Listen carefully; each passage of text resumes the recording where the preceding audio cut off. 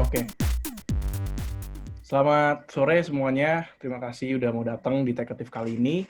Kenalin sekali lagi, nama gue Aloy. Udah jadi product manager selama 2 tahun, dan sekarang lagi kerja di Tada sebagai product manager juga. Nah, tadi sebenarnya udah di teaser dikit sama Bahar bahwa background gue bukan dari IT, bukan dari apa yang teman-teman bisa bilang kalau mau jadi product manager kan biasanya relasinya sama IT, sama bisnis. Bukan, latar belakang gue teknik. Jadi kalau teman-teman nanti kalau mau meniti karir sebagai product manager, itu selama kalian punya jiwa penasaran yang tinggi dan ingin tahu yang tinggi, itu bisa. Gitu. Jadi topik pada hari ini, gue bakal jelasin gimana teman-teman bisa bikin produk dari stage awal, dari development, sampai go to market strategi. Nah, nanti kalau ada pertanyaan, teman-teman bisa tulis di chat box, atau nanti Bahar juga akan share Slido-nya, di mana teman-teman bisa tulis pertanyaan di situ. Gitu. Nanti akan ada beberapa Q&A session, di mana teman-teman bisa nanya. Oke, kita mulai. Jadi, ada beberapa topik yang akan kita discuss hari ini. Kurang lebih gue akan ngambil waktu teman-teman selama 40 menit sampai 60 menit. Jadi pertama itu kita belajar gimana caranya nge-define product vision dan strategi. Jadi kita harus tahu dulu nih sebelum bikin produk-produk hierarki yang ada itu kayak gimana. Nah, hari ini teman-teman akan bertemu dengan banyak jargon product management. Jadi kalau nanti teman-teman nggak ngerti, teman-teman bisa nanya dan aku akan bantu jelasin arti jargonnya itu apa sih. Kedua, ketika bikin produk, udah tahu nih strateginya apa, visinya apa. Hal yang selanjutnya harus dilakukan adalah teman-teman harus tahu apa yang bikin produk itu unik. Nah, di sini namanya value proposition. Nanti kita belajar gimana cara bikin value proposition dan contoh value proposition yang udah ada tuh kayak gimana. Gitu. Yang ketiga, itu kita akan belajar gimana cara bikin perwarupa atau prototype. Jadi kalau kita udah ada bayangan produknya seperti apa, kita bisa bikin visualisasi produknya kayak gitu. Keempat, setelah bikin prototype itu nggak cukup, kita butuh feedback, kita butuh iterasi. Itu akan kita bahas juga hari ini. Terus yang terakhir adalah go to market strateginya. Gitu. Go to market strategi berarti kita udah bikin produk, gimana caranya supaya orang-orang tuh aware akan produk kita. Jadi 5 poin ini akan kita discuss hari ini. Nah, pertama, mungkin buat teman-teman yang belum tahu product management itu apa, aku nggak akan detail jelasin hari ini arti product management itu sendiri, karena di Google banyak definisinya, cuma aku akan kenalin dikit apa itu product management. Jadi product management itu basically adalah seseorang yang manage product life cycle untuk memastikan bahwa ada 3 hal dalam suatu produk. Berharga, valuable, usable, bisa digunakan, sama bisa diterima atau enggak, atau visible. Jadi kalau bayangin, teman-teman di kantornya itu ada berapa tim. Tim yang ngurus bisnis, tim yang ngurus desain, yang customer experience, user experience, sama teknologinya, tim-tim IT, tim-tim engineer. Nah, product manager itu ada di intersection ketiganya. Jadi kalau jadi product manager, istilahnya dia jack of all trades, tapi master of none. Dia paham teknologi, tapi bukan spesialis. Dia paham desain, tapi bukan spesialis desain juga. Dia paham bisnis, tapi dia nggak terlalu jago soal bisnis dibandingin orang sales. Kayak gitu. Nah, sebagai product manager, kadang-kadang kita diekspektasi untuk menjadi dalam tanda kutip mini CEO. Mini CEO dari produk kita sendiri. Dikurangin P&L. Kalau CEO juga mikirin P&L juga. Gitu. Jadi siapa sih product manager itu? Product manager itu adalah generalis. Itu kira-kira semua orang PM kadang-kadang tuh pasti awalnya generalis dulu, sebelum nanti dia udah specialize, misalnya produknya itu dia spesialis di fintech, atau mungkin di hal lain, di e-commerce, gitu-gitu, di B2B.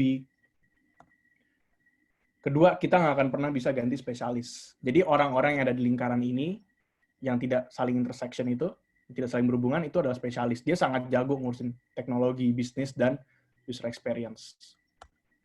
Sama biasanya orang product management itu strategic dan tactical. Jadi kita nggak cuma menduliin gimana caranya kita mengeksekusi sesuatu, tapi kita juga harus tahu alasan kenapa kita bikin sesuatu itu. Dan gimana caranya supaya hal tersebut bisa memberikan dampak pada pengguna gitu, atau di sini customer-nya. Itu product management in a nutshell. Kalau teman-teman pengen tahu product management itu apa secara lebih luas, teman-teman bisa Google. Karena hari ini topiknya akan lebih gimana caranya kita bikin produk dari awal sampai akhir. Nah, apa sih yang bikin produk itu bagus? Jadi kan tentu produk yang bagus itu adalah end goal atau tujuan dari semua product manager ya, atau tim produk. Jadi kalau di sini aku baginya jadi 3 nih. Pertama, purpose-nya dulu, tujuannya. Jadi di sini lebih ke strategi. Kenapa sih customer ini butuh produk ini? Masalah apa sih yang akan dipecahkan dari produk ini? Sama apakah ini yang mungkin kurang dieksplor sekarang, apakah ini membuat demand baru? Jadi kalau bikin produk itu ada 2. Pertama, kita menyelesaikan masalah, atau kita bikin demand baru. Contohnya gimana? Contoh, dulu sebelum ada mobil, kita pakai kuda kan, manusia bertransportasi. Ketika Henry Ford bikin mobil, awal abad 20, dia solve problem. Gitu. Tapi ketika ada new demand, contohnya new demand. New demand ini aku selalu pakai contoh Apple. Steve Jobs. Kita dulu nggak tahu nih kita butuh iPad misalnya, atau kita nggak butuh iPod. Tapi dia nyiptain demand itu di pasar. Jadi itu perbedaan ketika kita tujuannya itu untuk men-solve suatu problem atau membuat demand baru. Kedua, itu masalah proses. Di sini aku nyebutnya development. Jadi di sini yang kita bahas hari ini. Jadi gimana sih cara produk itu develop, metode apa yang dipakai, teknologi apa yang dipakai, terus UX-nya gimana, UI-nya gimana. Terus yang terakhir baru perception, atau bagaimana massa atau masyarakat itu melihat produk ini. Jadi gimana sih interaksi mereka sama produknya gimana, terus masalah apa yang mereka alami dengan produknya, terus gimana cara kita untuk menghandle masalah itu supaya nggak kejadian lagi, itu di perception. Jadi itu 3 layer dari yang membuat suatu produk itu bagus. Itu.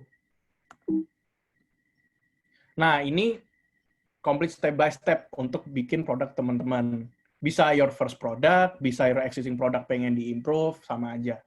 Jadi, kalau aku selalu bagi menjadi 5 milestone ini. Karena kebetulan aku tahun ini dikasih kesempatan untuk bikin produk dari nol. Jadi, udah pernah ngerasain bikin produk dari nol, sama bikin produk yang udah existing. Dan aku iterasi terus.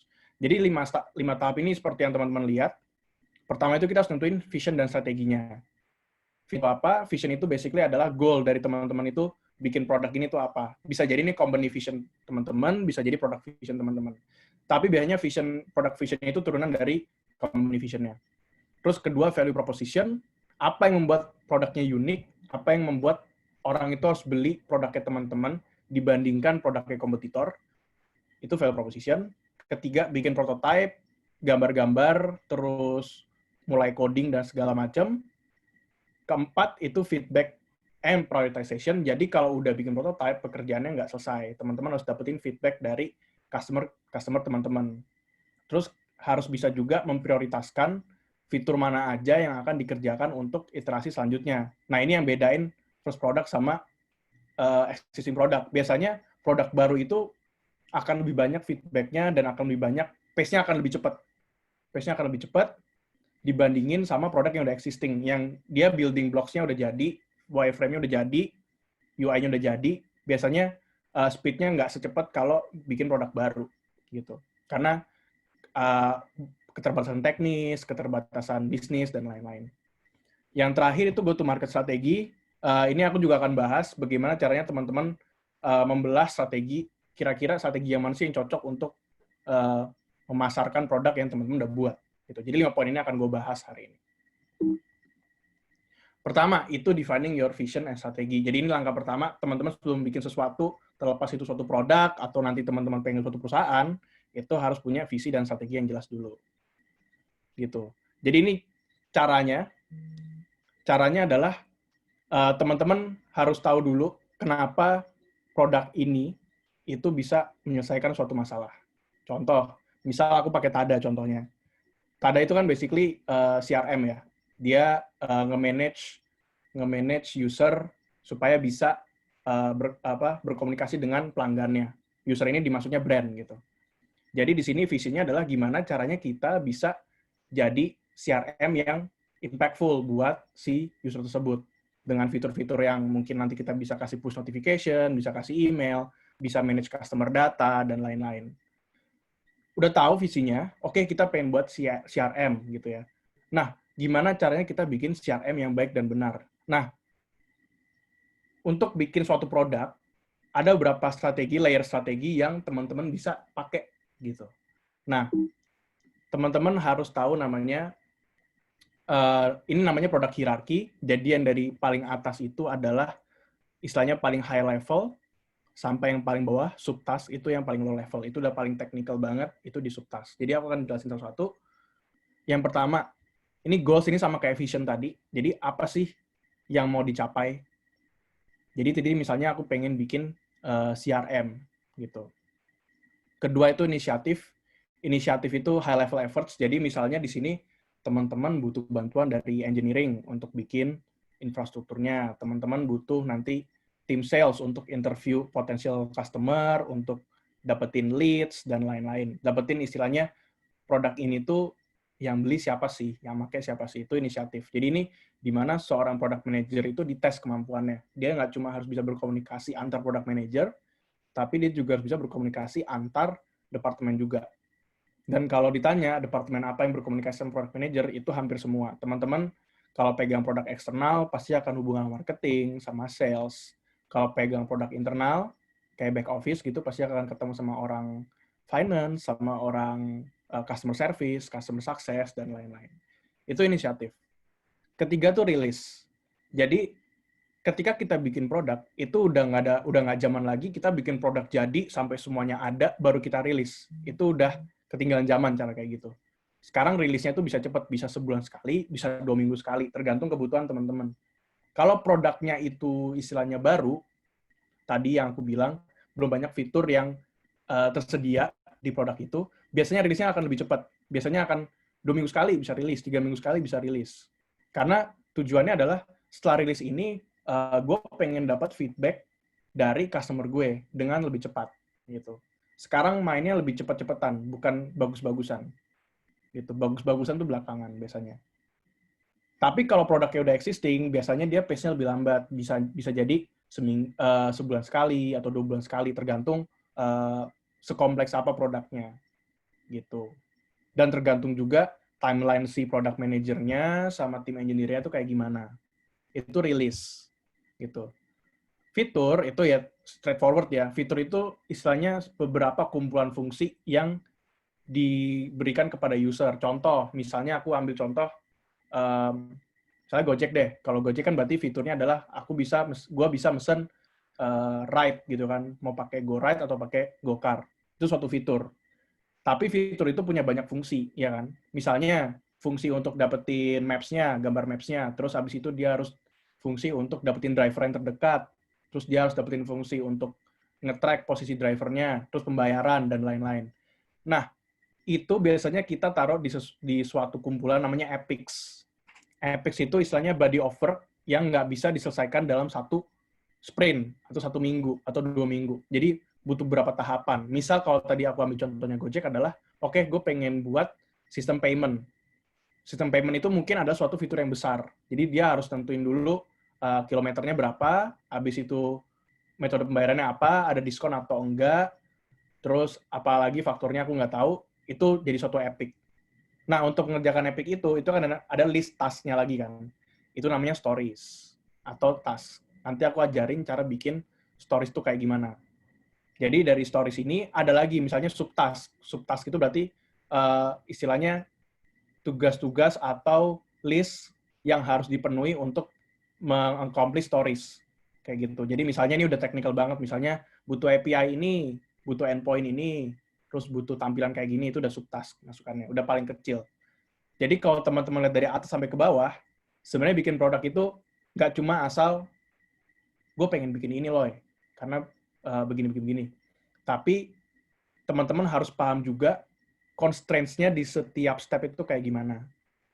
Karena kadang-kadang penyakitnya product manager itu kita idealis ya, kadang-kadang pengen sesuatu yang bagus, tapi ketika kita ketemu sama orang bisnis, ketemu orang desain, ketemu orang IT, itu ada suatu keterbatasan yang terkadang kita harus terima gitu. Tapi itu pun biasanya kita bisa ngakalin lagi. Oke, kalau ini nggak bisa, kita harus nyari solusi yang lain lagi gitu. Jadi ini adalah 7 produk hierarki yang teman-teman mesti paham ketika bikin suatu produk, terutama yang 4 ke bawah, karena yang 4 ke bawah ini akan berhubungan sama day-to-day-nya seorang product manager. Gitu. Kalau yang atas biasanya brainstorm sama CEO, brainstorm sama high level, sama C level, terus baru ntar dikomunikasikan ke manajer-manajernya, ke entry levelnya, kita akan buat seperti ini. Itu cara bikin produk strategi. Nah, sekarang aku pengen nyontohin gimana produk strategi itu di suatu platform atau suatu produk.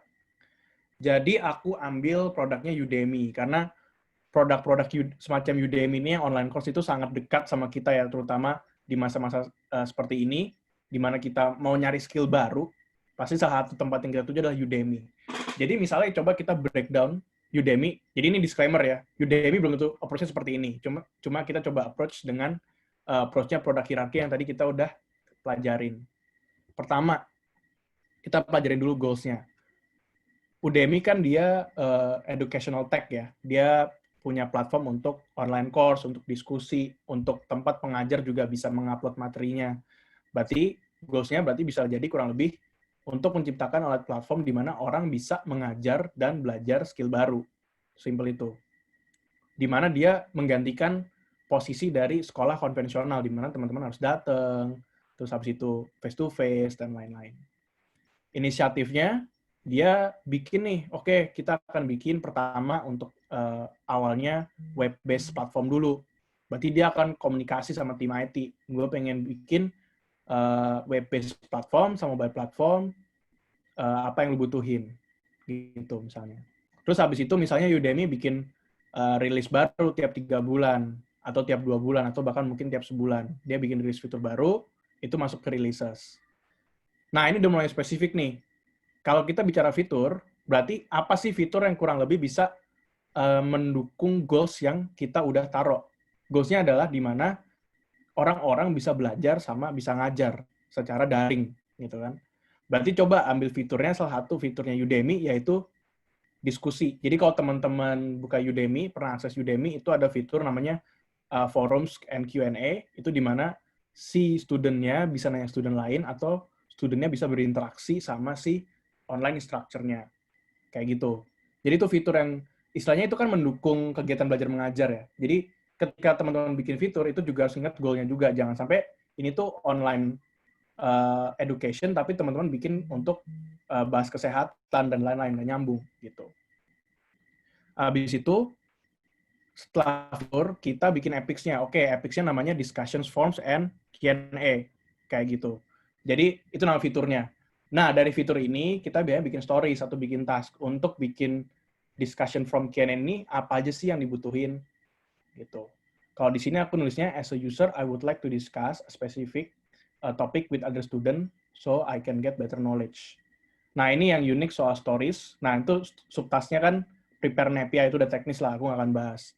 Nah, yang unik soal stories adalah, untuk bikin stories yang bagus, teman-teman harus bisa mempositioning diri teman-teman itu sebagai customer-nya atau orang yang make. Gitu. Jadi ntar aku kasih formulanya kayak gimana. Nah, untuk bikin user stories, itu formulanya kurang lebih kayak gini. As a bla bla bla bla, I would like to bla bla bla so that I can bla bla bla. Nah, yang diisi untuk bikin user story ini adalah kita pertama mendefinisikan dulu user yang akan menerima keuntungan dari fitur ini. Apakah itu, kalau di Udemy ya, apakah itu student-nya, apakah itu teacher-nya, apakah itu bahkan developer-nya Udemy sendiri ketika dia bikin sesuatu. Jadi lebih mudah gitu. Jadi infrastrukturnya di-improve. Terus selanjutnya, I would like to, nah I would like to-nya, teman-teman isi dengan action yang teman-teman mau si user ini ambil. Jadi misalnya tadi kita bicara soal discussion. Mungkin fiturnya adalah si usernya bisa komen atau bisa kasih feedback, rating, dan lain-lain. Itu teman-teman taruh sini. Dan yang terakhir, so that I can, itu adalah teman-teman mengidentifikasi end goal dari fitur atau fungsi tersebut. Jadi ketika orang ini pakai fitur apa, itu jadi orang yang seperti apa. Gitu. Itu formula untuk user stories. Dan banyak lagi formula yang di luar sana, kayak misalnya jobs to be done, itu juga bisa dipakai. Jadi intinya, Wirebox ini itu berguna buat teman-teman itu mempositioning diri teman-teman sebagai user atau customer-nya. Kayak gitu. Sebenarnya bisa aja tinggal function fiturnya, tapi kayak Teman-teman berarti nggak bisa berempati sama si usernya gitu. Nah, ini contohnya. As a student, I would like to discuss a specific topic with other students so that I can get better knowledge. Jadi, studentnya, itu usernya, discuss a specific topic, sorry ini typo, itu adalah actionnya yang diambil sama usernya, sama yang terakhir adalah get better knowledge. Itu adalah end goal dari si studentnya yang pakai fitur ini. Jadi, begitu cara bikin user stories kurang lebih. Nah, langkah kedua itu adalah bikin value proposition. Jadi teman-teman udah tahu nih strateginya kayak gimana. Sekarang saatnya teman-teman tahu apa yang bikin produk ini unik ketika produk ini tuh dipasarkan nanti ke masyarakat. Jadi apa sih itu value proposition? Value proposition itu basically adalah janji, nih ya, buat cowok-cowok yang sering buat janji yang bisa teman-teman berikan kepada customer untuk meyakinkan mereka supaya mereka beli dari kalian, tapi bukan dari kompetitornya, gitu. Jadi ini adalah, kalau aku bilang gampangnya adalah ini tuh apa sih yang bikin produk lu tuh unik sampai orang tuh pasti beli di lu, tapi nggak mau beli di orang lain, kayak gitu. Dan ini promise, gitu kan. Jangan sampai teman-teman itu nge-break atau ngelanggar promise-nya. Kalau misalnya value proposition-nya adalah gratis ongkir. Jangan sampai pas implementasi nyatanya malah dikenain ongkir gitu. Itu kan berarti udah istilahnya melukai brand-nya teman-teman itu satu. Kedua itu juga melukai produknya. Ketiga hasilnya adalah orang-orang akan kehilangan trust mereka untuk bisa pakai produknya. Jadi pastiin ketika bikin value proposition itu teman-teman bisa keep promise yang teman-teman buat untuk si customer. Gitu. Nah, value proposition itu harus kayak gimana sih? Yang pertama tuh ya pasti dia ada, eksis. Jadi teman-teman harus tahu cara mengidentifikasi mereka kayak gimana. Nanti aku ajarin juga gimana caranya mengidentifikasi value proposition. Kedua, harus diketahui. Jadi teman-teman harus mengkomunikasikan juga. Ini nanti part di go-to-market strategi. Gitu. Tapi untuk sekarang, ketika teman-teman formulate sebuah value proposition, teman-teman harus mencari cara gimana cara nanti gue bisa mengkomunikasikan ke banyak orang. Berarti kan bahasanya harus sederhana, harus dimengerti dengan mudah, dan diterima dengan banyak orang gitu. Nggak multitafsir dan lain-lain. Itu sangat penting. Jadi value proposition harus mengandung dua hal ini. Nah, cara untuk mengidentifikasi value proposition teman-teman, yang pertama, itu harus spesifik. Jadi jangan sampai ini sesuatu yang terlalu general. Kalau tadi aku ngambil contoh gratis ongkir, mungkin bisa dispesifikin. Gratis ongkir sampai berapa persen. Sampai berapa lama, sorry, bukan berapa persen. Kalau berapa persen berarti nggak gratis ongkirnya. Misal kayak gitu. Atau misalnya garansi, dan ini garansi ini paling sering dipakai sama orang-orang yang jual barang gitu ya. Garansi 1 tahun. Itu kan spesifik. Kedua, itu solve a pain point. Jadi, kembali lagi ke core-nya product management atau ketika kita bikin produk itu kan salah satu goal-nya adalah kita bisa menyelesaikan masalah user atau customer ya. Jangan sampai value proposition ini tuh nggak mengadres masalah ini. Gitu. Jadi mereka ada masalah apa, teman-teman bisa bilang ke mereka, kalau dengan menggunakan produk gue atau produk saya, masalah ini nggak akan ada lagi di kehidupan kalian. Gitu. Sama yang terakhir itu masalah komunikasi sih yang terakhir. Itu tuh harus unik. Sebuah value proposition itu harus unik, di mana ketika orang-orang baca tuh orang-orang merasa tertarik. Jadi kayak ini istilahnya market value-nya lah. Desirable. Nah, cara menemukan dan cara menyampaikan value proposition teman-teman itu adalah begini. Pertama, teman-teman harus list dulu masalah yang dialami oleh si usernya. Jadi misalnya, kalau tadi kita ambil contoh Udemy, masalahnya adalah dia nggak bisa belajar skill baru dengan mudah, misalnya. Atau dia kekurangan sumber untuk belajar skill yang dia inginkan. Itu problemnya. Jadi coba teman-teman simpan di benak teman-teman, masalah apa sih yang dialami oleh si user gue. Gitu. Kedua, teman-teman list konsekuensi negatif dari masalah yang dialami oleh si usernya. Jadi misalnya tadi berdaya untuk skill baru, negatif konsekuensinya apa? Pertama mungkin dia nggak up to date sama bidang dia. Terus kedua, dia mungkin skillnya udah nggak relevan sama demand di market, dan lain-lain. Pokoknya teman-teman list kalau masalah ini itu tetap ada, konsekuensinya apa buat si user. Ketiga, itu teman-teman list down semua solusi yang teman-teman offer untuk menyelesaikan masalah ini. Misalnya, oke, kita kasih online tutor, terus waktunya fleksibel, bisa kapan aja, terus akses umur hidup, kayak gitu. Itu kan istilahnya 3 value proposition-nya Udemy ya, kalau kita ambil contohnya. Nah, dari situ, kita tulis benefit-nya dari solusi yang kita kasih. Kalau misalnya nanti si usernya tuh bisa punya akses seumur hidup, misalnya benefitnya apa, berarti dia bisa belajar di mana aja, kapan aja, kayak gitu. Terus misalnya dia ada online tutor, berarti nggak ada batasan waktu juga, dia bisa nanya, dia bisa discuss, dan lain-lain. Jadi di list down 4 hal ini, di mana dari sini teman-teman bisa nemuin value proposition-nya teman-teman. Oke, produk gua akan menyelesaikan masalah ini dengan cara seperti ini, dan benefit-nya akan seperti ini buat si usernya. Nah, ini contoh dari value proposition yang ada. Jadi kiri ini aku ambil Tada, yang kanannya aku ambil Kulina. Nah, kalau Tada itu ada fitur baru namanya virtual franchise, di mana teman-teman bisa jadi reseller. Nah, value proposition itu ada 5. Ini buat si kliennya ya. Jadi positioning-nya itu juga penting, teman-teman. Ketika nge-address value proposition, itu teman-teman tuh ngomong ke siapa? Customer-nya, end customer-nya. Apakah itu ke bisnis lain, sifatnya B2B gitu ya, atau ke end user, langsung B2C gitu. Kalau e-commerce kan mungkin bisa ke sellernya, bisa ke apa namanya, ke pembelinya. Kalau kayak misalnya Udemy bisa ke pengajar, bisa ke student-nya. Jadi teman-teman harus tahu value proposition untuk ngasih customer-nya itu apa. Jadi kalau yang di kiri, itu contoh value proposition untuk bisnis lain yang jalanin program virtual franchise. Yang kanan, itu buat bisnis juga, kalau pakai Kulina corporate catering. Gitu. Kalau teman-teman lihat website-nya itu pasti beda-beda. Kalau aku pilih Kulina corporate catering, itu ini. Kalau ntar ada mungkin beda lagi. Kalau yang pertorongan mungkin beda lagi. Kayak gitu.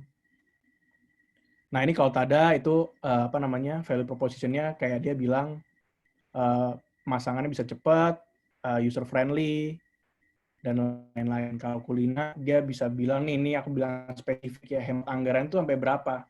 Dan biasanya kalau angka kayak gini tuh lebih masuk gitu ke customer-nya. Oke, gue bisa ngitung nih 30% gitu. Dan untuk value proposition. Nah, Siga, Bahar ada nggak kira-kira di chat? Belum ada di Slido. Belum ada. Oh, ada nih, ada. Oke, berarti ada. Mau nanya dulu nih. Boleh. Ini nih, ada satu pertanyaan sebenarnya dari Anonymous. Day to day PM tuh ngapain sih? PM ngapain? Oke. Day to day PM ini kayaknya aku ntar aja deh, Bahar yang ini. Kayaknya Ada yang belum ini masuk nggak? deh.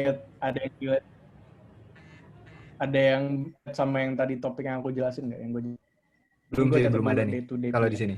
Iya, Oke. lanjut dulu kalau lain. Karena pertanyaannya menarik, jadi gue simpen buat di akhir aja jawabnya. Oke, jadi lanjut dulu ya. Iya, iya. Oke, sip.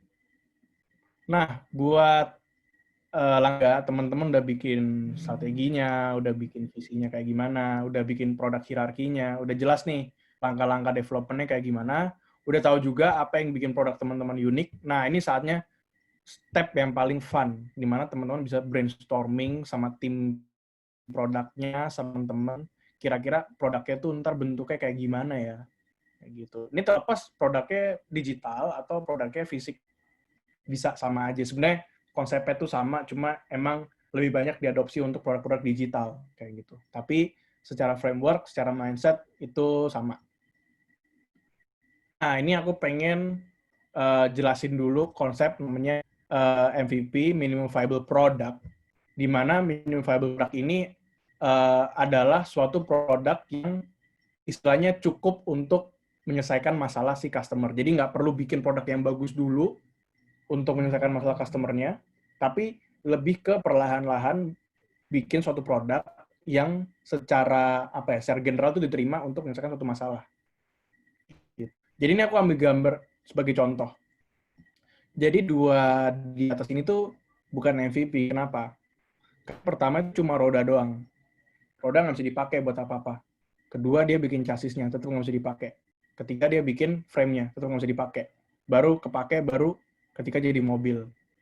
Jadi bukan seperti itu konsep MVP. Konsep MVP itu lebih ke yang gambar ketiga ini. Jadi teman-teman udah bikin kira-kira, oke, dia butuh mobil seperti ini.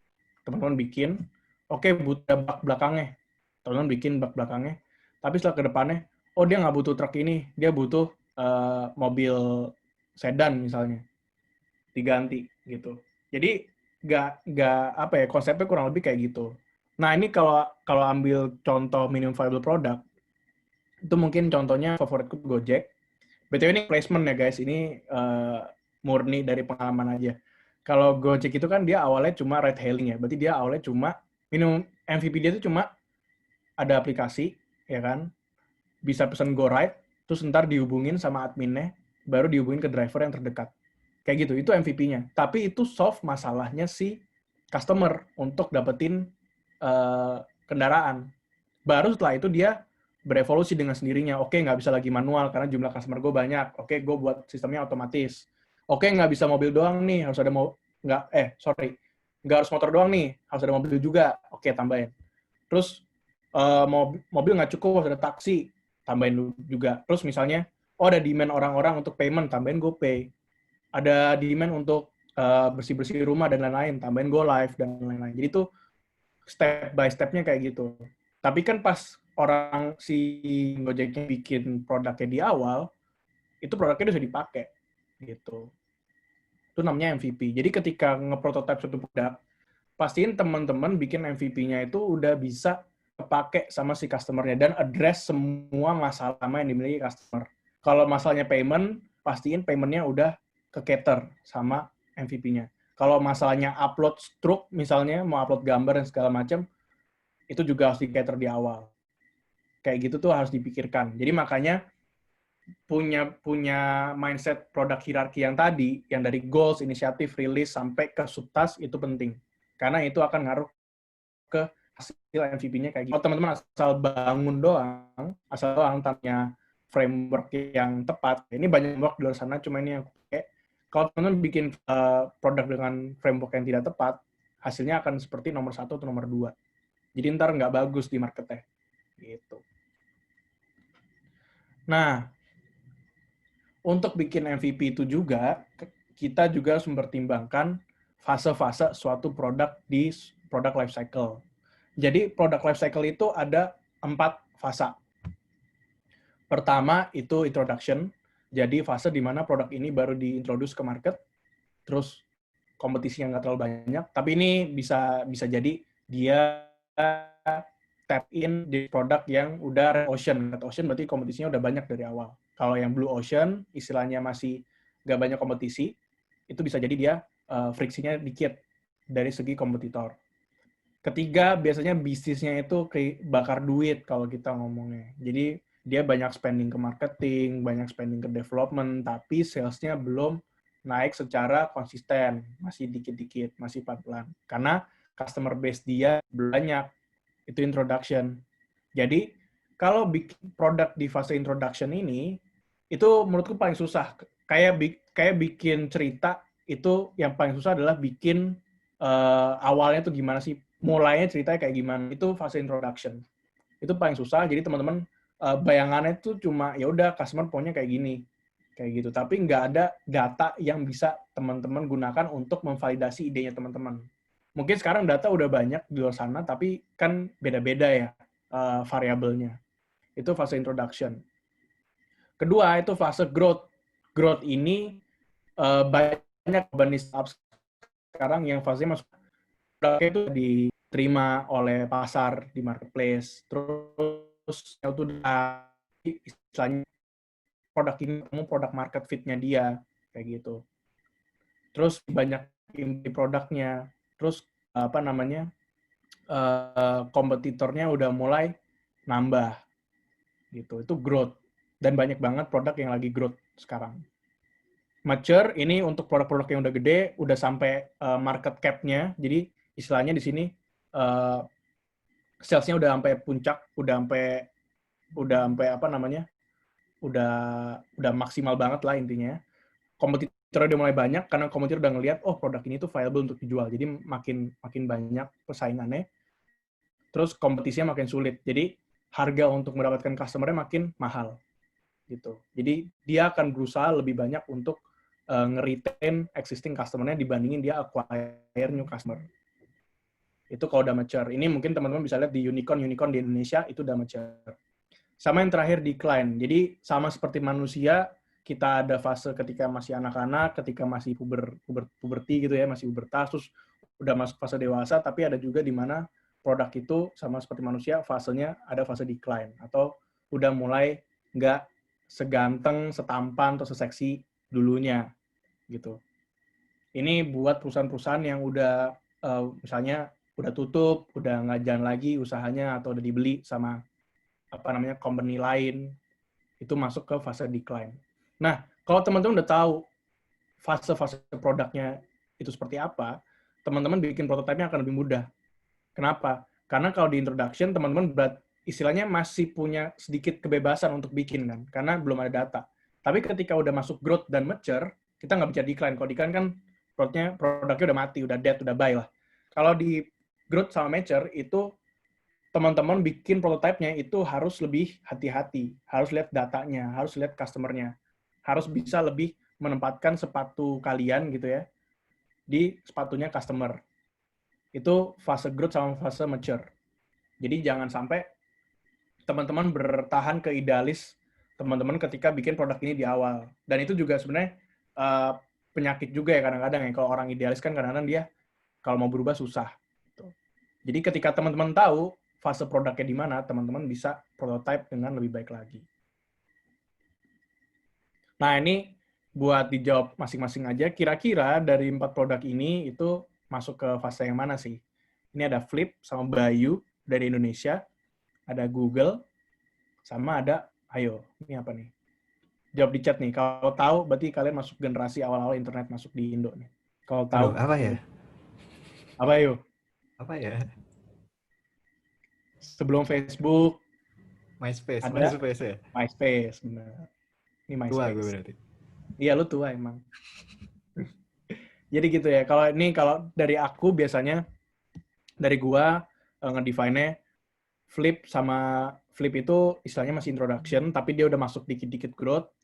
Bayu udah tahu banyak orang kan, udah growth dia. Tapi bisa dibilang dua-duanya growth. Google ya udah pasti lah dia mature, dia udah bisa tap in kemana aja sekarang. Basically your life is owned by Google, ya kan? Sama yang terakhir tuh MySpace, dia udah decline, dia udah nggak di pasar lagi, karena udah nemu market udah nemu alternatif yang lebih bagus. Gitu. Nah ini salah satu cara juga yang aku biasanya pakai kalau bikin ini pas dulu awal tahun ini bikin produk baru. Ini metode yang aku pakai bareng teman-teman di produk itu namanya Crazy Eight. Crazy Eight itu basically kita ambil satu kertas A4 gitu ya, terus kita bagi kertasnya jadi 8 bagian. Di situ kita kasih gambaran kasar aja nih kira-kira flow produknya tuh apa aja, fitur di produknya tuh apa aja, interaksi user sama produknya tuh apa.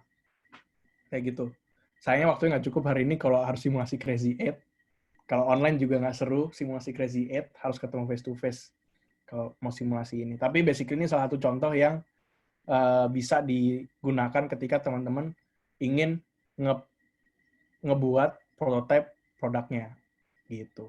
Ini untuk tujuannya untuk visualisasi aja sih. Nah, next. Udah ada nih produknya, ya kan? Terus teman-teman kasih ke customer-nya. Pekerjaannya belum selesai.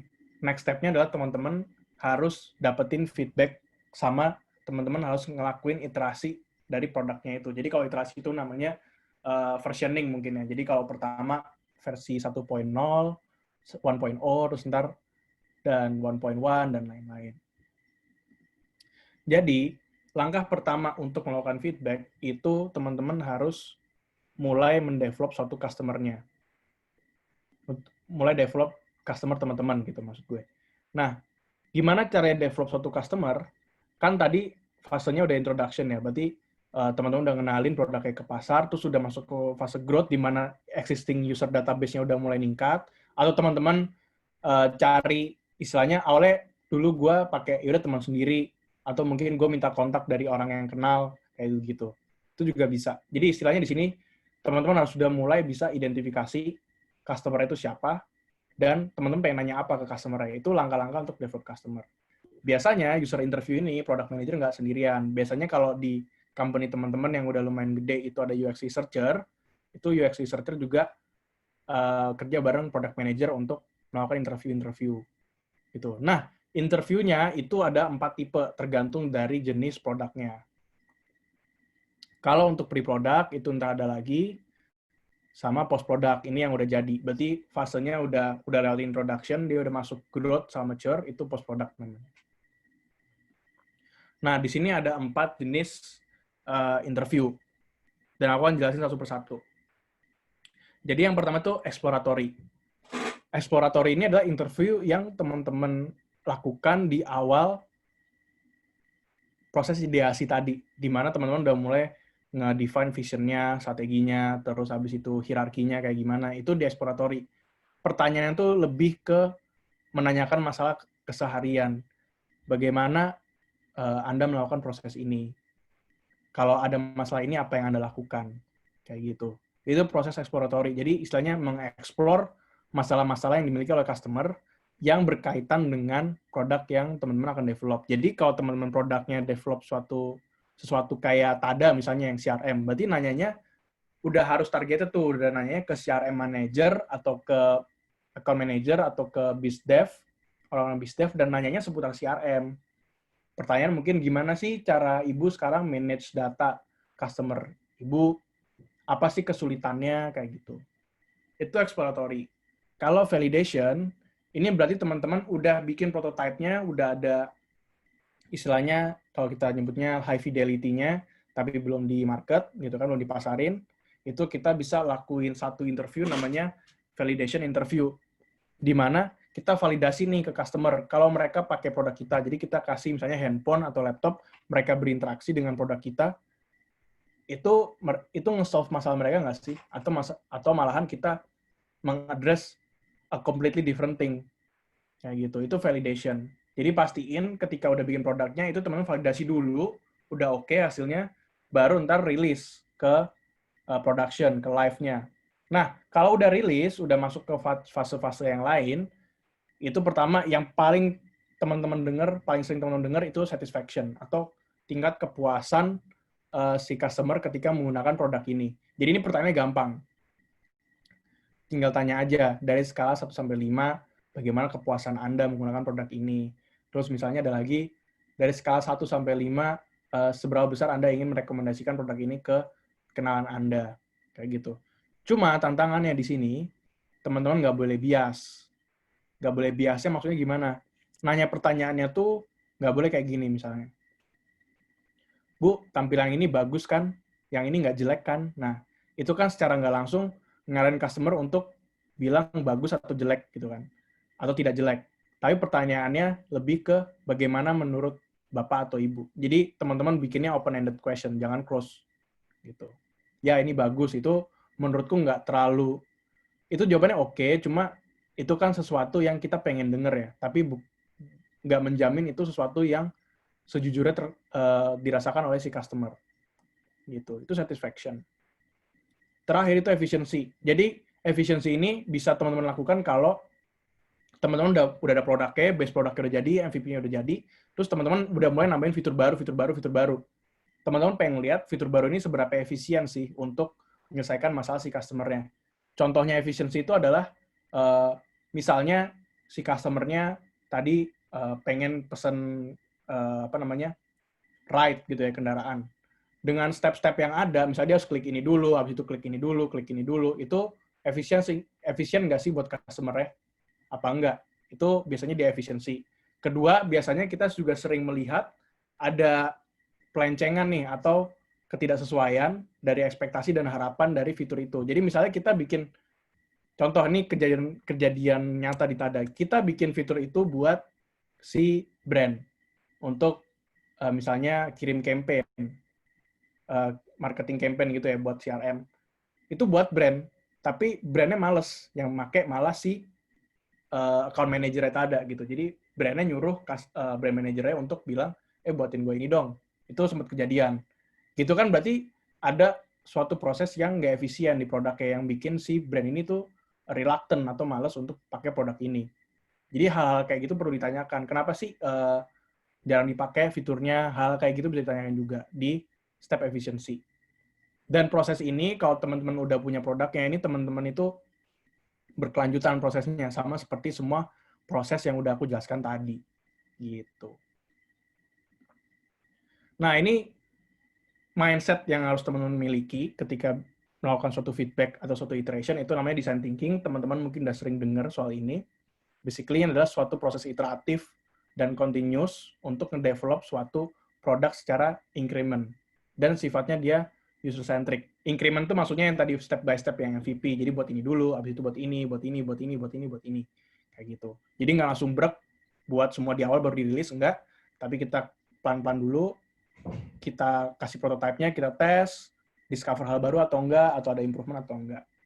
Itu design thinking. Nah, contoh design thinking yang paling simple adalah buat para pria di luar sana, dalam suatu hubungan nih. Ini cara implementasi design thinking dalam suatu hubungan. Misalnya, pertama, teman-teman harus tahu dulu nih, gebetannya teman-teman ini sukanya apa. Jangan sampai mereka suka bakso, teman-teman beliin nasi goreng. Jangan sampai sukanya makanan fancy tapi diajak kencannya ke kaki lima. Jadi harus tahu dulu kebutuhannya itu apa, discover dulu. Habis itu, teman-teman melakukan small gestures dulu di awal. Jadi nggak harus tiba-tiba kasih kunci ke rumah, kasih kunci mobil, terus kasih duit, uang kaget gitu, enggak. Tapi teman-teman kasih dulu, misalnya traktir dulu lah makanannya, terus misalnya antar jemput, misalnya kayak gitu. Jadi gestur-gestur kecil dulu di awal. Ketiga baru ngasih hal-hal yang lebih bermakna lagi, baru udah tembak gitu kan. Ini kalau di relationship simple, tapi implementasinya susah. Nah, kalau di company ini misalnya kalau di company itu design thinking-nya aku ambil di contoh tim HR. Misalnya tim HR itu minta kita untuk ngumpulin data dan ngukur performa dari departemen berbeda dari perusahaan teman-teman. Gimana caranya pakai design thinking untuk bantu tim HR. Sama kayak tadi waktu mau nembak gebetan, harus tahu dulu bisnisnya apa, harus interview dulu ke HR-nya. Bu, Pak, kenapa butuh data ini? Tujuan akhirnya apa? End goal-nya apa? Business approach-nya, business requirement-nya apa? Setelah teman-teman tahu objektifnya, teman-teman validasi prosesnya. Jadi buat dulu nih flow inputnya kayak gimana, flow outputnya kayak gimana. Terus habis itu divisualisasikan datanya. Ini kan karena mereka minta data kan. Kita visualisasiin, kita create dummy, kita tanya ke mereka, udah oke atau belum? Udah oke, kita proses datanya, kita kumpulin, kita cleansing dan lain-lain, kita analisis, baru kita measure. Setelah measure tuh nggak berhenti. Kita iterasi lagi, ini udah selesai belum atau ada demand baru kayak gitu. Itu caranya teman-teman mengimplementasi design thinking. Sama ketika bikin produk. Awalnya harus tahu dulu customer need-nya apa, terus validasi, habis itu bikin prototipe-nya, kan visualisasi ya. Habis itu kita dapetin feedback dari mereka dan kita ukur seberapa bagus atau seberapa banyak improvement yang harus kita lakukan. Tuh. Nah, sebelum masuk ke go-to-market strategi, satu hal yang harus diadres adalah prioritasisasi. Aduh, susah juga ya kata-katanya. Pokoknya ini masalah prioritas. Gitu. Jadi, product team itu harus bisa memprioritaskan fitur-fitur yang secara berkelanjutan itu akan bertambah banyak dengan sendirinya. Jadi awalnya mungkin cuma satu ide fitur, 3 fitur, terus sama-sama ntar jadi 10, 15, wah udah banyak. Kalau teman-teman lihat backlog aku di Tada itu udah banyak banget. Nah, ini harus belajar gimana caranya kita nentuin fitur mana yang mau dikerjain dulu. Jadi, untuk ngerjain suatu fitur, itu ada namanya matriks prioritas. Jadi kita bagi jadi 2 aksis. Yang pertama itu effort-nya, yang kedua itu impact-nya. Yang teman-teman inginkan pasti yang ini. Low effort, high impact. Itu yang semua orang ingin lakukan. Tapi kadang-kadang kita sering ketemu yang ini. Low impact tapi high effort. Jadi udah bikinnya susah, nggak dipakai, kayak gitu. Kalau udah ketemu kayak gitu, itu teman-teman harus reconsider ulang. Mau dibuat nggak fiturnya, atau pengen buat inisiatif lain. Gitu. Kalau high impact, high effort, ini project-project gede. Kalau di Tada tuh project integrasi, itu major project tuh. Kalau misalnya dia low impact, low effort, dia nice to have. Jadi nggak, kalau ada ya oke, kalau nggak ada juga nggak apa-apa, kayak gitu.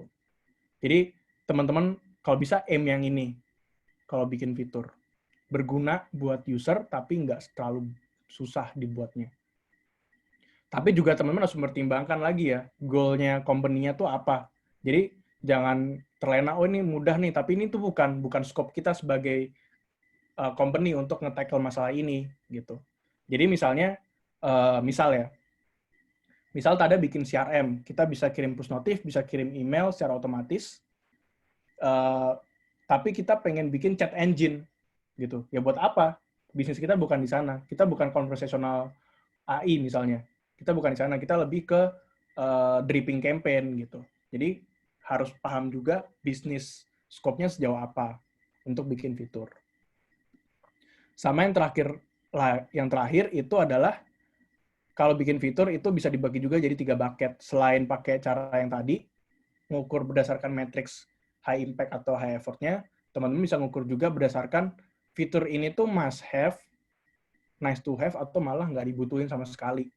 Gitu. Kalau must have itu biasanya fitur-fitur yang kritikal, misalnya login itu kan harus, pembayaran itu harus, terus misalnya dapetin data customer-nya apa aja, kolomnya itu harus, kayak gitu. Kalau nice to have, misalnya kita butuh fitur buttonnya warna ini deh, gitu. Itu kan nice to have. Kalau buttonnya nggak itu, mungkin warnanya juga nggak apa-apa. Atau misalnya kita pengen ada fitur, udah mau pakai machine learning nih, gitu kan. Machine learning kan nice to have juga kan, istilahnya kan. Untuk beberapa company ya, kalau company-nya emang fokusnya ke data, mungkin itu must have. Jadi lagi-lagi teman-teman harus tahu scope company-nya itu sejauh apa ketika bikin suatu fitur. Dan ini tuh nggak ada formula eksaknya kayak belajar science gitu ya, kayak fitur yang seperti ini tuh pasti must have. Fitur yang seperti itu pasti nice to have. Nggak, teman-teman lagi-lagi harus pelajari lagi bisnisnya seperti apa, sama apa yang dibutuhkan oleh si customer. Gitu. Nah, terakhir, kalau misalnya fiturnya udah jadi, misalnya udah tahu nih pengen bikin fitur ini must have, ini nice to have. Cara bikin prioritas yang baik dan benar untuk action selanjutnya adalah bikin product roadmap gitu. Nah, kenapa product roadmap ini adalah visi, arahan, sama prioritas untuk menunjukkan progres produknya over time gitu. Nah, kenapa product roadmap ini penting? Pertama itu untuk organizational leadership, jadi untuk high level-nya tahu. Kedua, product owner-nya bisa dan manajernya bisa keep tabs on the progress. Untuk developer-nya bisa tahu fitur-fitur yang gede itu kira-kira kayak gimana, big picture-nya kayak gimana produk ini. Itu kenapa product roadmap itu penting. Cara bikinnya juga gampang. Cara bikinnya, teman-teman pakai prinsip ini aja. Yang 4 bawah ini. Jadi fiturnya apa, epic-nya apa, stories-nya apa, subtask-nya apa, terus teman-teman convert jadi bentuknya Gantt chart atau timeline. Kayak gini. Ini udah roadmap. Gitu. Tinggal nanti tentuin aja setiap pengerjaan tuh scope-nya berapa lama untuk sprint-nya gitu. Kalau aku biasanya 2 minggu sprint. Gitu. Ini cara bikin roadmap. Oke, ini masuk ke topik terakhir, masuk ke go-to-market strategi. Dan aku bakal bilang di awal, lagi-lagi nggak ada template di mana teman-teman bisa ngikutin ini strategi yang saklek tuh kayak gini. Lagi-lagi teman-teman harus tahu bisnisnya teman-teman sama customer-nya. Ini aku akan jelasin kira-kira go-to-market strateginya yang tersedia tuh kira-kira apa aja sih sekarang. Nah, ketika bikin GTM itu bukan Google Tag Manager, tapi go-to-market strategi. Nah, pertama, teman-teman harus memikirin dulu scalability-nya. Maksudnya apa? Scalability itu berapa banyak orang yang teman-teman bisa reach dengan menggunakan metode marketing seperti ini misalnya digital marketing gitu, berapa banyak yang di reach. Kedua, targetingnya. Pastikan produk ini tuh memecahkan suatu masalah di demografik atau behavior spesifik ya. Misalnya kalau tadi misalnya TADA berarti demografiknya mungkin eksekutif sekitar umur 27 ke atas sampai 44 misalnya, dan dia interestnya tuh di CRM dan marketing. Jadi udah harus paham dulu. Saya tuh pengen ngomong ke siapa, gue tuh pengen ngomong ke siapa ketika marketing. Ketiga, ini harus dipertimbangkan juga CAC, Customer Acquisition Cost-nya. Ini biaya berantem sama finance, sama marketing juga kadang-kadang. Sama yang terakhir itu objektifnya. Jadi ketika kita ngelakuin GTM ini, objektifnya apa? Apakah pengen banyak yang download? Apakah cuma pengen aware doang? Apakah untuk nge-retain customer? Atau lain-lain. Dan ini GTM ini nggak cuma buat awal fase produk ya. Bisa jadi teman-teman mengintroduce a new line of product atau a new set of features. Itu juga bisa pakai GTM. Jadi setiap kali ada yang baru, itu lebih baik teman-teman mengimplementasi GTM. Nah, ada dua jalan ketika milih go-to-market strategi. Yang paid, yang instan, yang short term, sama yang organik atau yang long term.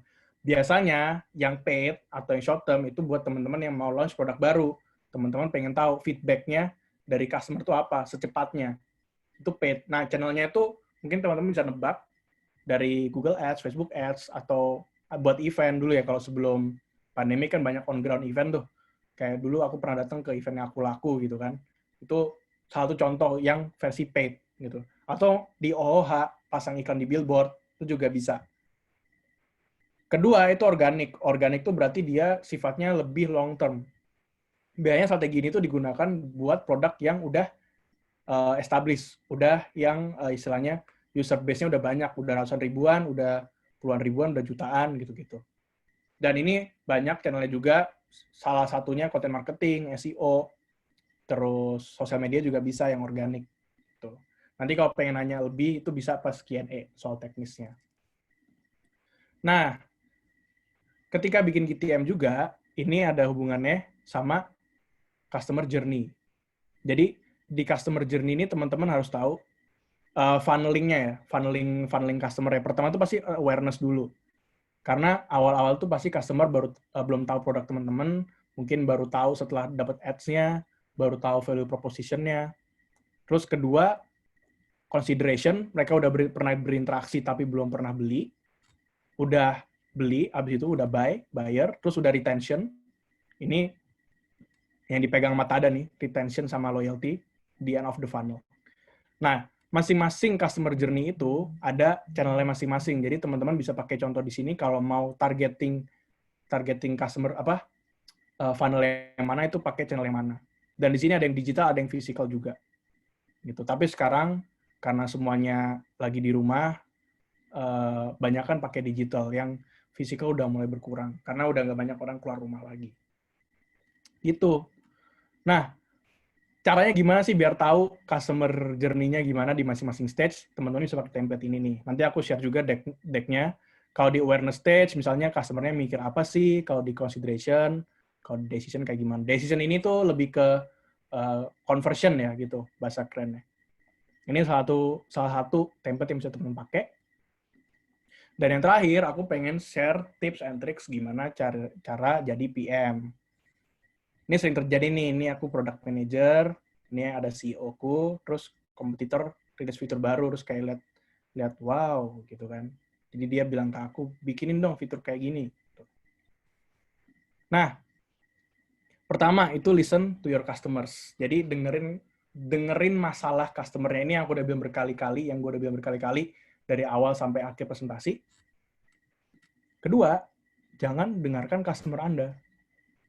Dengerin masalahnya, tapi jangan dengerin solusi dari mereka. Jadi kadang-kadang ada aja customer yang kayak, saya punya masalah seperti ini, lebih baik kayak gini. Gitu.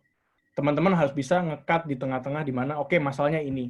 Gitu. Karena belum tentu, ini gue bilang belum tentu, berarti bisa benar, bisa enggak ya. Belum tentu apa yang dibilang customer itu adalah solusi yang terbaik untuk customer lain. Kayak gitu. Jadi harus perhatikan, dengerin masalahnya customer, sama jangan dengerin solusi dari mereka. Kedua, ini pasti dimanapun ya, watch out for the competition, perhatiin mereka ngelakuin apa, terus abis itu apa yang works buat mereka, perhatiin. Jadi misalnya teman-teman yang kompetitor dan teman-teman punya aplikasi di Play Store, teman-teman bisa pakai komen di Play Store-nya untuk melihat, fitur barunya tuh responnya kayak gimana, apakah jelek, apakah bagus, kayak gitu. Itu bisa jadi sumber informasi teman-teman juga. Kedua, jangan watch out for the competition. Jadi, jangan selalu khawatir tiap kali kompetitor tuh bikin fitur baru. Kenapa? Karena belum tentu fitur baru itu works buat market yang ada. Atau bahkan mungkin fitur baru itu di-address untuk market yang berbeda dari segmen marketnya teman-teman. Jadi, don't watch for that. Kalau teman-teman lagi memperhatikan kompetitornya. Perhatikan what works. Jangan perhatikan yang nggak works. Selanjutnya, be a thief. Jadi maling. Sekarang konsepnya ATM ya. Amati, tiru, modifikasi. Gitu. Itu juga konsep yang harus teman-teman miliki juga ketika jadi PM. Jadi kita nggak reinvent the wheel. Jadi kita bikin on top of something yang udah works, kita bikin sesuatu yang baru. Jadi kita tiru konsepnya. Gitu.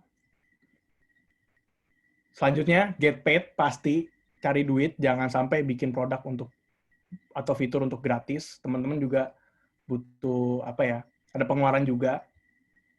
Ini kalau di Tada kayak, customer bisa bayar nggak? Kalian bisa bayar nggak? Oh, bisa, buat. Terakhir, paling penting, have fun. Jadi jangan sampai, tadi kan banyak banget tuh konsepnya. Tapi di sini aku juga nge-encourage buat teman-teman tuh banyak melakukan eksperimen dan banyak mengeksplorasi hal-hal yang teman-teman tuh tertarik gitu. Jadi produk itu kan luas, suatu yang luas ya. Nggak cuma vakum. Customer tuh nggak berinteraksi secara linear doang sama produk, tapi dia interaksinya akan banyak. Jadi please eksperimen, explore, and find a lot of things in the process kayak gitu. And on that bombshell, terima kasih semuanya yang udah mendengarkan. Semoga berguna materinya. Dan ini ada beberapa sosmed aku kalau teman-teman main connect. Dan mungkin kita langsung masuk ke Q&A kali ya, Bahar ya. Oke. Thank you, Aloy. Wah, keren. Udah ada berapa pertanyaan nih? Dipilih aja kali ya. Boleh.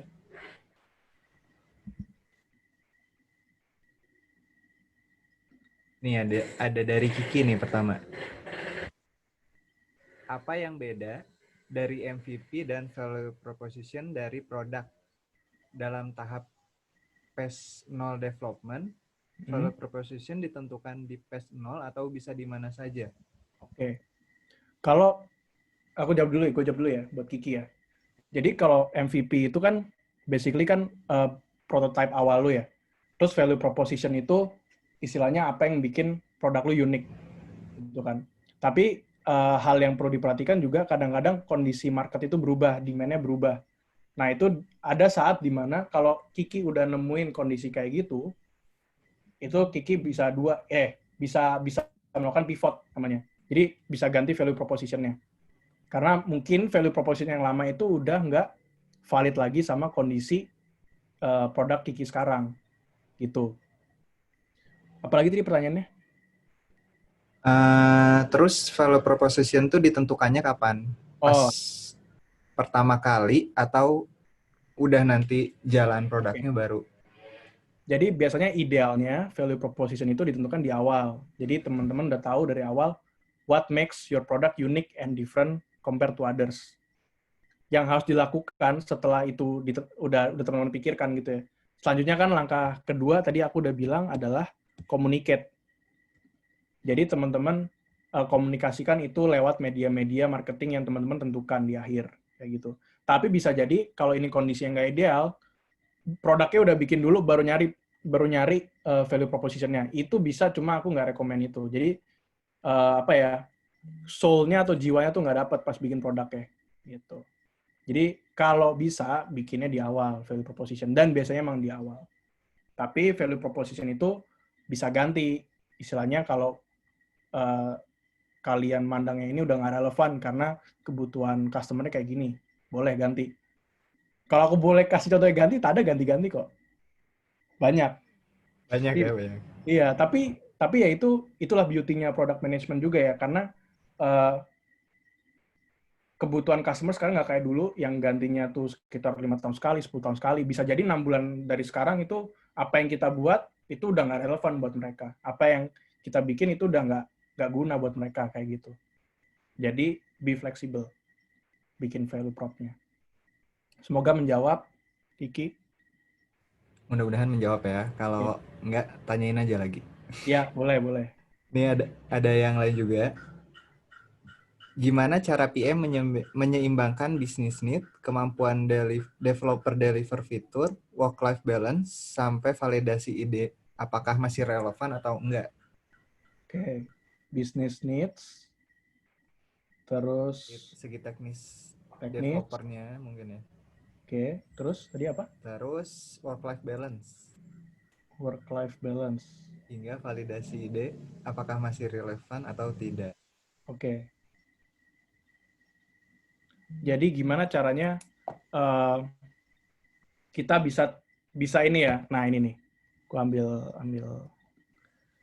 Jadi gini, product manager itu penengah kan. Jadi dia harus ngerti bahasa orang IT, dia harus ngerti bahasa bisnis, sama dia harus ngerti bahasa orang desain gitu. Jadi gimana caranya kita bisa bilang ke segi bisnis, ini nggak bisa nih secara teknikal karena ada ini gitu. Jadi kita bisa bilang, kita harus tahu dulu kalau mau ngomong ke IT, harus tahu dulu bisnis logiknya kayak gimana. Jadi sekarang teman-teman IT itu nggak cuma bikin fitur doang, mereka udah nanya, ini bisnis logiknya kayak gimana, use case-nya kayak gimana. Itu kan part bisnisnya masuk kan. Setelah kita jelaskan, oke, bisnis logiknya kayak gini, bisnis requirement-nya kayak gini. Teman-teman IT atau engineer akan meng-assess ini possible atau enggak. Nah, kalau ada sesuatu yang possible, dikerjakan. Kalau ada yang nggak possible, dia bilang alasannya kayak gini. Dari situ kita bisa communicate ke tim bisnis kalau hal ini tuh belum possible untuk sekarang. Terus, tapi kita harus kasih workaround ke mereka. Kayak gitu. Kalau misalnya fitur ini nggak ada, penggantinya kayak gimana? Substitusinya tuh apa? Itu bilang ke bisnis, dan tim bisnis harus nge-relay message-nya ke customer-nya. Kalau ini B2B ya, jadi bisnisnya langsung face to face sama kliennya. Harus di-relay message-nya kalau ini tuh kayak gini. Biasanya tuh ntar ada compromise di situ. Ada misalnya oke, kita ketemu di jalan tengahnya aja. Kayak gitu. Tapi kalau misalnya kliennya udah apa ya, maunya ini, nggak mau yang lain, berarti mau nggak mau kita harus develop. Tapi kita harus bilang ke kliennya, ini akan takes time. Kayak gitu. Itu untuk yang business needs sama technical needs. Karena ini emang bener, pertanyaannya bagus. Sering apa ya, bertolak belakang atau saling misalnya konflik lah kayak gitu. Terus work-life balance. Work-life balance kalau PM, biar teman-teman nggak gila juga, kalau aku day to day, ini menjawab yang tadi ya, day to day PM tuh ngapain. Day to day PM, kalau aku bangun 8:30 atau jam 8 karena WFH sekarang, terus biasanya ada check-in dulu sama tim. Ini Bahar juga, gue check-in sama Bahar, bahas hari ini mau ngapain, ada kendala apa, dan lain-lain. Habis itu biasanya gue spend 30 menit dulu sampai 1 jam kalau emang lagi nggak terlalu pack, itu baca-baca artikel. Ini kalau teman-teman lihat screen gue nih, di atasnya ada artikel-artikel itu yang gue baca tadi pagi. Terus siangnya biasanya, kalau di pola WFH itu banyak meeting biasanya. Jadi bisa jadi kalender gue kosong paginya, siang tuh banyak meeting. Kalau nggak ada meeting, kadang-kadang gue review desainnya Bahar nih. Bahar udah bikin desain buat next sprint, udah oke atau belum, baru ntar dibawa ke lead gue nih. Kalau dari lead udah oke, berarti ntar udah siap develop. Biasanya juga di situ teman-teman engineer itu nanya, Loy ada masalah ini, Loy mau konfirmasi, Loy mau nanya gitu. Jadi kalau aku bisa bilang, a day in the life of a PM itu nggak ada yang sama gitu. Hari ini ngerjain apa, besok ngerjain apa itu pasti beda. Jadi bakal fun banget. Work-life balance-nya gimana? Ini kembali ke teman-teman lagi. Ngalokasin waktunya gimana? Kalau di Tada, puji Tuhan, company-nya sangat men-encourage banget buat work-life balance. Jadi kayak misalnya, kayak gini sekarang aja WFH gitu kan. Kita nggak diwajibkan ke kantor. Kita ke kantor kalau emang ada kebutuhannya doang. Biasanya teman-teman harus punya hobi juga sih.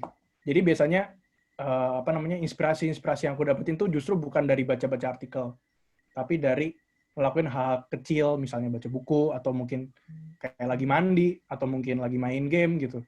Jadi alokasin waktu work-life balance, life-nya itu menurutku sekarang udah lebih bisa dialokasiin, karena banyak yang WFH juga. Paling itu 2-3 jam oke, nggak usah lama-lama. Terus tidur juga dijaga. Tapi kalau tidur kembali ke body clock teman-teman. Kalau kuat kayak gue sampai 1:30 bangun, tidurnya 1:30. Kalau nggak cukup, berarti tidur lebih pagi. Terus terakhir validasi ide, pertanyaan yang bagus juga. Validasi ide biasanya itu ada 2 jalannya. Tergantung produknya. Kita bilang produk eksternal sama produk internal ya. Kalau produk internal itu buat back office, ini paling gampang validasi idenya, tinggal tanya orang di kantor. Tanya, misalnya ini fiturnya buat finance, kita udah bikin idenya, kita tanya ke finance. Dulu gue pernah bikin fitur namanya invoice di dashboard, di produk yang gue handle sekarang. Itu gue nanya ke tim invoice, nanya ke tim finance, ini udah oke belum? Belum oke, tambahin lagi. Itu paling gampang. Cara yang kedua, ketika produk teman-teman eksternal, kalau belum punya customer base dan sifatnya B2C, teman-teman coba cari kenalan. Itu paling gampang. Kalau produknya B2B kayak di Tada, itu mau nggak mau harus cold calling, harus lewat LinkedIn. Jadi misalnya kayak tadi nih, produkku CRM. Berarti aku bisa masuk ke LinkedIn, terus aku cari jobs-nya CRM, Customer Relations Manager, atau yang berhubungan, digital marketer gitu ya. Terus aku connect sama dia, terus aku tanya-tanya. Dari situ terus aku invite untuk interview. Dan biasanya kalau interview, ini nggak terpungkiri sih, pasti ada insentifnya. Biar orang mau untuk interview. Jadi caranya validasi ide cuma satu, tanya ke penggunanya langsung. Jangan asumsi. Asumsi itu bahaya. Apa lagi insentifnya kalau mau produk interview? Kenapa? Kalau mau interview validasi tadi insentifnya gimana tuh biasanya? Oh, insentifnya kasih voucher. Oh, Gitu. bukan disuruh nyoba pakai Tada, bukan? Kan interview pakai Tada. Pakai Pasti jadi Tada, terus klien, as a iya. klien. Kalau klien kan bayar, beda. Kalau Itu kalian insentifnya bayar ya, gitu. beda ya. Iya. Jadi paling gitu sih, kasih insentif tuh biasanya voucher, atau kalau Tada kan diberkati dengan banyak klien yang jual voucher F&B dan lain-lain ya. Ya itu bisa juga sebagai bentuk insentif. Semoga menjawab. Ada lagi nih. Tips untuk developer yang ingin menjadi PM. Nah, terus skill dasarnya apa aja sih? Oke. Sebenarnya. Tips developer menjadi PM. Banyak kok yang jadi dari awalnya software developer jadi PM, jadi digital marketing juga ada. Tips awalnya, menurut gue you're on the great path, karena lu udah paham IT-nya, tapi itu bisa jadi senjata makan tuan juga, karena kadang-kadang kalau kita udah mikir satu jadi spesialis gitu ya, kita nggak mau nerima masukan-masukan dari sisi yang lain, dari desain atau dari bisnisnya. Jadi ketika dari IT atau developer pengen jadi PM, yang perlu diberikan di awal itu keterbukaan dulu. Jadi teman-teman harus punya open minded gitu ya, harus open minded. Sama yang paling penting itu ada 2. Ini ceramah CEO-nya Tada nih ke gue nih waktu itu. Jadi pertama itu punya rasa penasaran yang tinggi untuk jadi PM. Jadi jangan cepat puas, jangan konsen sama keadaan yang ada. Sama kalau dulu gue inget banget dia pernah bilang itu jadi seorang ibu. Kenapa jadi seorang ibu? Ibu tuh kan seorang sosok yang peduli kan. Nah, anggapannya PM ini juga jadi sosok yang peduli terhadap produknya, sama peduli terhadap orang-orang yang menggunakan produknya. Jadi kalau jadi PM itu tenang aja guys, nggak serem kok, nggak butuh banyak technical skill, karena tadi yang seperti gue bilang, gue bukan dari latar belakang IT gitu. Tapi banyakkan soft skill yang involved, bahkan sampai kayak leadership, decision making kayak gitu-gitu juga menentukan teman-teman tuh bisa jadi PM yang baik atau enggak gitu. Jadi jangan khawatir apapun itu background kalian, selama punya 3 kualitas tadi bisa jadi PM. Terjawab nih. Ya, semoga terjawab. Anonymous ya. Anonymous nih. Ada lagi nih. KPI jadi PM tuh apa sih? Terus tantangan atau challenge terbesarnya apa nih yang pernah lu rasain deh? Oke. KPI jadi PM tuh biasanya ya aku straightforward aja ya. Penggunaan fiturnya. Kalau gue kan produknya udah jadi. Jadi KPI gue adalah ketika bikin fitur, gimana caranya fitur itu banyak digunakan sebanyak orang. Itu satu. Kedua, mungkin ini bersinggungan sama KPI-nya tim QA sama tim developer itu bug free. Jadi kalau bisa produknya itu bebas dari cacat, bebas dari flaw ketika dikeluarkan, dipasarin itu ditaruh di Play Store atau di App Store dimanapun itu. Terus habis itu biasanya revenue. Tapi ini approach-nya beda-beda. Bisa jadi PM itu secara langsung mengkontribusikan seberapa besar revenue ke company, bisa jadi nggak langsung gitu. Kalau gua nggak langsung karena yang apa namanya, yang generate revenue itu tim sales-nya gitu. Tapi bisa jadi diukur misalnya dengan produk ini, dengan fitur ini tuh kita udah generate berapa banyak revenue sih.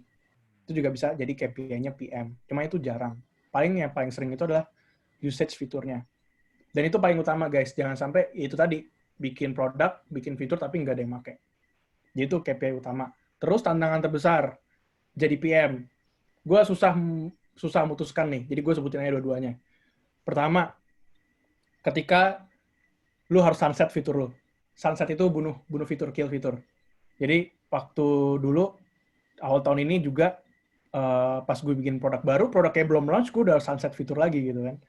Itu berat banget karena istilahnya kayak gue yang punya ide itu, gue yang pitching, gue yang ngomong, gue yang bikin apa gambar besarnya udah develop, tiba-tiba kebutuhannya berubah, nggak jadi dipakai, gitu. Itu gue pernah tuh bikin udah bulan apa ya, bulan Januari, terus bulan Mei tiba-tiba ganti lagi, gitu kan. Itu susah. Biasanya kenapa tuh, Loy? Apa karena waktu di awal kurang validasi atau datanya nggak valid atau gimana biasanya? Bisa jadi itu satu, validasi datanya. Bisa jadi juga karena ternyata biasanya kan fitur ini dari stakeholder juga ya. Stakeholder nitip nih pengen ngerjain fitur ini gitu kan. Bisa jadi apa yang stakeholder mau itu kayak gak tercerminkan di customer, jadi nggak ada yang pakai juga. Nah yang kasus gue tuh yang kedua. Jadi gue udah coba ngumpulin datanya, udah nanya vendor-vendor segala macam, tapi ternyata pas dikasih customer itu nggak sesuai ekspektasi. Jadi harus di sunset. Nah itu juga menyangkut ke apa namanya tantangan terbesar kedua gue, di mana gue tuh harus bisa istilahnya dalam tanda kutip ngomong ke stakeholder gitu. Kadang-kadang idealismenya kan nggak sama tuh antara PM sama stakeholder kayak gitu. Tapi paling sedih sih sunset fitur sih, itu udah paling sedih.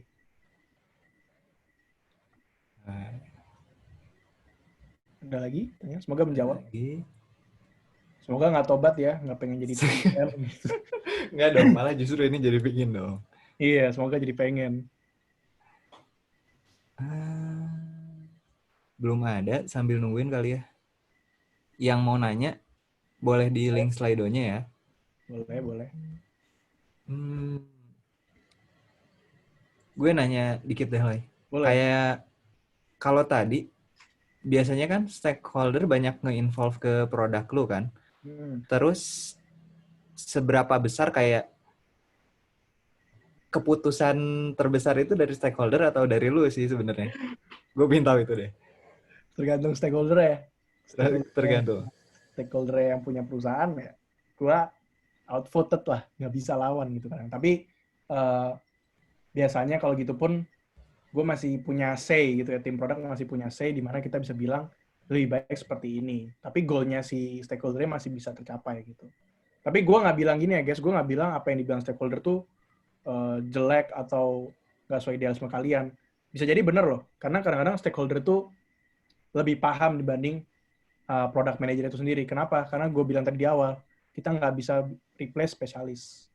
Kalau dia spesialisnya finance sebagai stakeholder, kita punya obligation untuk kewajiban untuk dengerin dia gitu. Karena ujung-ujungnya dia yang make fiturnya gitu. Tapi kita harus consult ke dia bahwa secara teknikal seperti ini, secara desain seperti ini, kayak gitu. Jadi lagi-lagi tergantung stakeholdernya.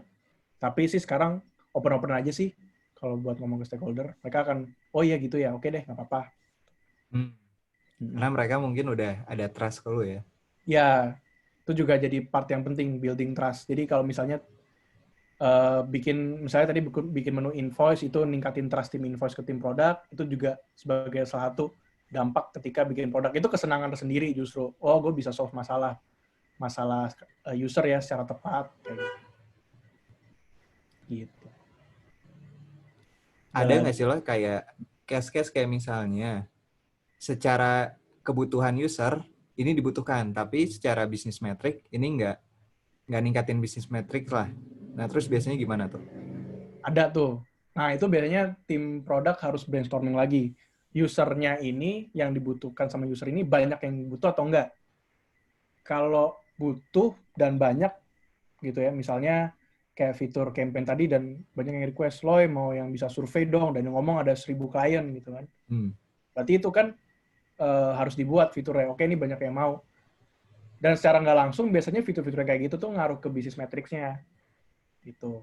Tapi kalau misalnya kasus yang kedua, yang minta cuma 10 klien dari 1.000 misalnya, ya kita itu nice to have gitu. Kalau nggak ada fitur itu, masih business as usual, masih jalan aja bisnisnya. Gitu. Jadi sebenarnya harus dipertimbangkan juga yang dibutuhkan customer nih, berapa banyak yang membutuhkan. Makanya collecting feedback, conducting interview itu hal yang penting. Gitu. Jadi butuh ada kemampuan buat lihat seberapa jauh nih bakal kepake. Iya, betul. Dan seberapa jauh, nah itu juga product manager agak visioner dikit ya. Seberapa jauh fitur ini bisa di-develop setelah ini gitu. Jadi misalnya tadi gue bikin survei, dari survei ini mungkin ntar bisa naruh gambar, naruh video, nah gitu-gitu. Harus bisa visioner.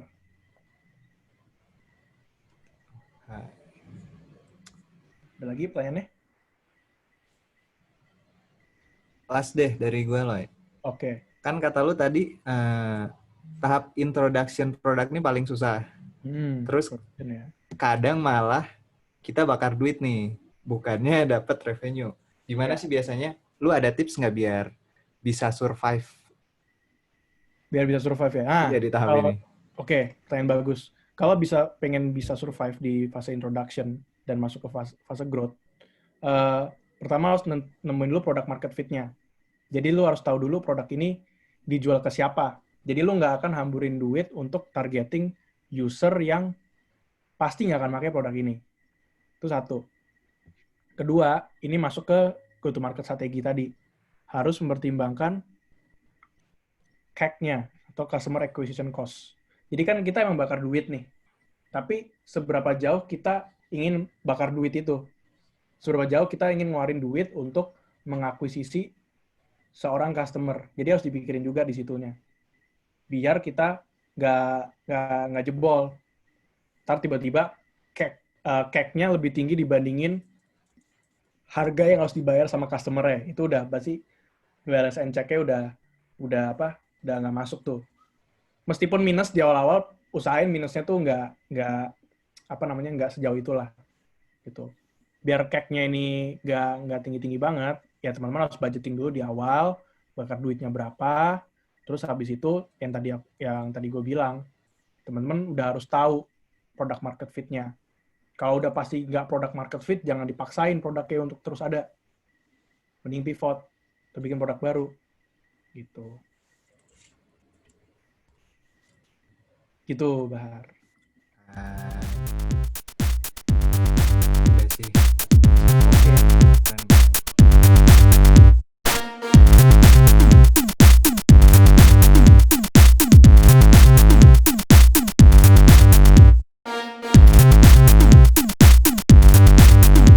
Terakhir dari gue, thank you semuanya yang udah nyempetin waktu, kurang lebih 2 jam buat dengerin gue ceramah. Semoga berguna ilmunya buat teman-teman. Terus stay safe, stay healthy. Thank you all. Yo, thank you semuanya.